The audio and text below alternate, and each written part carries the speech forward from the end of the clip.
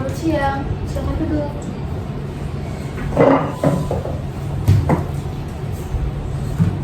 Ah, Baik, perkenalkan nama saya Grace Purba. Saya merupakan salah satu konselor gigi di rumah sakit ini. Jadi kalau boleh tahu nama kakak siapa ya? Nama saya Devi. Baik, lalu kalau usianya berapa tahun?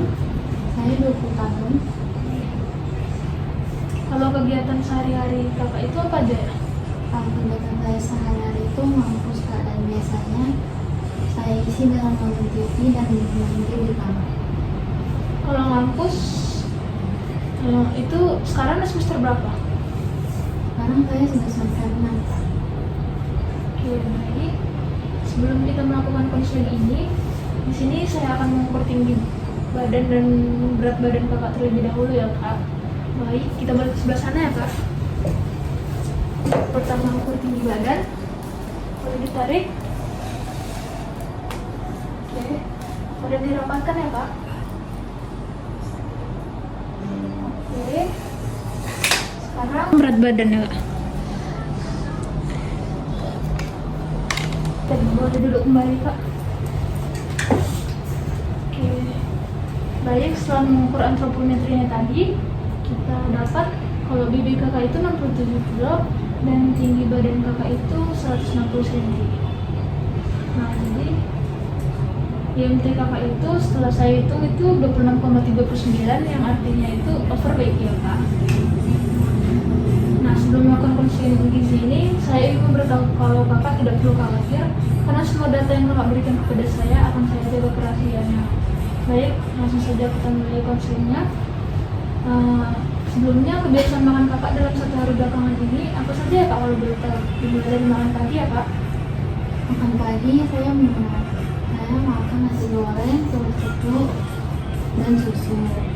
Untuk snack pagi saya makan 1 mangkok bakso dan es teh. Kemudian untuk makan siang saya makan nasi, nugget ayam, dan 1 buah jeruk. Untuk snack sore saya makan tempe mendoan dan minum susu 1 gelas.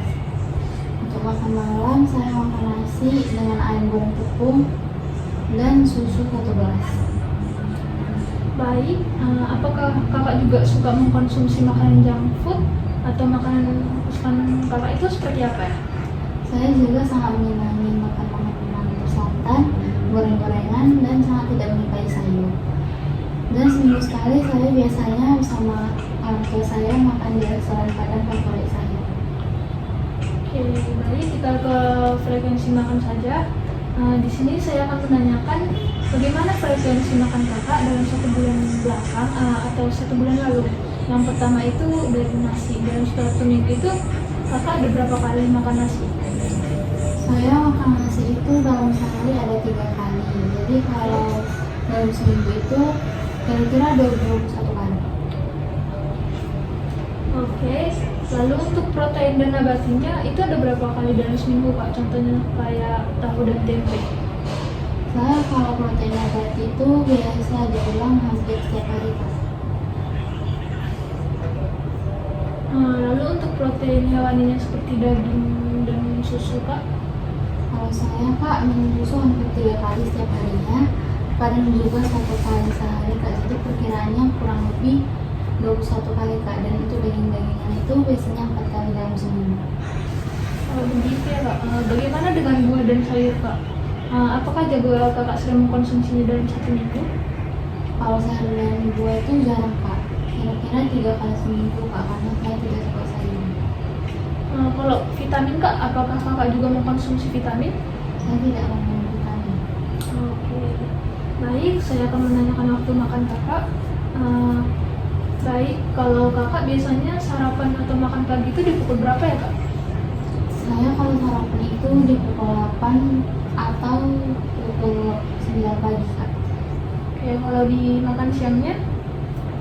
Kalau untuk makan siang terkadang di jam 2 atau jam 4, Kak. Dan untuk selingan saya waktunya tidak menentu. Untuk makan malamnya bagaimana kak? Untuk makan malam saya makan malam hampir tengah malam, Kak, keseringan. Oke, Baik, di sini saya bisa simpulkan ya dari yang kakak berikan kepada saya. Jadi untuk kebiasaan makan kakak itu dalam 1 minggu, kakak itu terlalu banyak mengkonsumsi protein hewani seperti daging dan juga susu berlebihan, dan terlalu sedikit mengkonsumsi buah-buahan dan sayur-sayuran, sehingga terjadinya ketidakseimbangan gizi kak. Dan kakak juga suka memakan makanan yang bersantan dan berminyak seperti goreng-gorengan. Seperti itu kak kesimpulannya. Jadi baik sembari menunggu saya menganalisa hasil dari konseling kita hari ini, kakak bisa lihat leaflet ini kak. Nah ini tuh leaflet hidup sehat tanpa obesitas kak.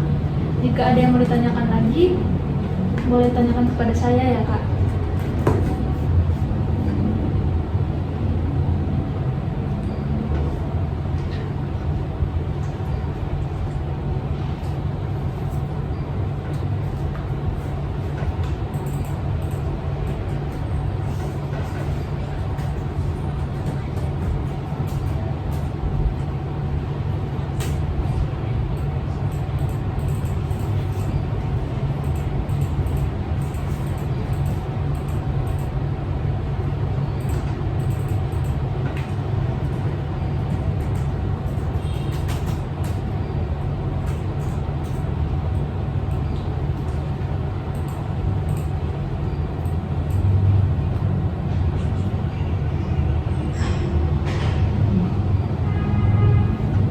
Kak, saya mau bertanya,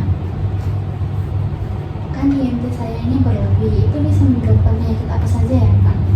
Oh, oke. Nah, jadi kalau kelebihan berat badan itu bisa menyebabkan adanya nyeri punggung, nyeri otot, nyeri otot dan sendi, gangguan metabolisme juga, gangguan pernapasan seperti sleep apnea dan asma, diabetes tipe 2, kolesterol tinggi, triglycerida tinggi, kanker, dan gangguan kesehatan lainnya. Bagaimana dengan penyakit jantung kak? Apakah ada resikonya juga? Ya betul sekali, jantung itu juga merupakan salah satu penyakit yang disebabkan obesitas kak. Nah di jantung itu kita nanti terjadi penumpukan lemak yang akan menghambat saluran darah kita kak. Oh gitu ya kak. Ya kak, baik, ada yang ingin ditanyakan lagi? Untuk saat ini itu aja sih kak. Baik, jadi sekarang kita diskusikan hasil yang didapat dari data tadi ya kak. Saya analisis dari makanan kakak ini, terdapat makanan yang berlebih dan sering mengkonsumsi makanan yang berlemak, makanan yang tidak baik untuk tubuh, dan kakak juga jarang mengkonsumsi sayur-sayuran. Kemudian untuk protein nabatinya sudah cukup baik, namun untuk protein hewaninya seperti susu itu berlebih ya kak, dan untuk selingan kakak juga berlebihan. Karena makan berminyak itu kan tidak bagus untuk tubuh kita. Nah, makan seperti ini dapat membuat berat badan itu cepat naik, dan kakak juga bisa mengakibatkan hipertensi juga kak. Lalu saya ingin bertanya juga, apakah kakak sedang berolahraga? Saya kalau untuk berolahraga saya malas sih kak. Saya olahraga palingan ketika teman saya ngajak saya. Namun terkadang saya juga menolak ajaran baik kak. Bisa dibilang saya jarang berolahraga. Oke, kalau seperti jogging-jogging gitu kak? Pernah sih kak, tapi dalam sebulan itu paling 2 atau 3 kali. Oke, jadi karena kakak telah datang ke sini, kita akan membuat kesepakatan tentang diet yang baik untuk kakak.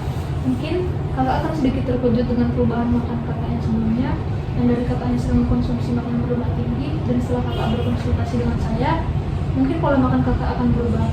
Tapi sebelumnya saya senang karena kakak mau menjalankan diet, yaitu diet rendah energi dan tinggi serat. Untuk diet ini kakak cukup melakukan mengkonsumsi makanan yang beraneka ragam dan gizi seimbang, mengurangi konsumsi makanan dengan sumber kalori atau energi yaitu karbohidrat, lemak, dan protein. Dan untuk makan malamnya bisa diusahakan di pukul 8 malam ya kak. Baik kak, ada yang mau ditanyakan lagi? Tidak ada lagi kak. Oke, baik, kalau sudah jelas kakak juga dapat memantau berat badan kakak ya. Tapi kakak memantaunya itu setiap hari dan itu di pagi hari setelah bangun tidur. Tapi itu dilakukan secara konsisten kak. Nah setiap hari di setiap pagi kakak nimbang berat badan kakak. Jadi berat badan kakak itu bisa dicatat ya kak, untuk setiap harinya, dan kalau lupa juga. Apakah ada yang ingin kakak tanyakan lagi? Tidak ada lagi kak, sudah jelas. yang telah kita diskusikan tadi, apakah kakak juga sudah mengerti? Sudah, Kak. Oke, baik. Jika tidak ada lagi, sekian konseling kita pada hari ini. Apabila ada yang ingin kakak tanyakan lagi, boleh hubungi saya kembali. Dan saya akan mengatur jadwal kakak lagi di minggu depan. Kita akan bertemu pada konseling yang kedua. Dan saya akan melihat perubahan apa saja yang berubah pada konseling selanjutnya. Oke, di sini saya sudah jadwalkan untuk jadwal pertemuan kita di minggu depan. Oke. Baik, terima kasih atas waktunya sudah datang ke sini. Jangan lupa datang lagi ya, Kak. Baik, Kak.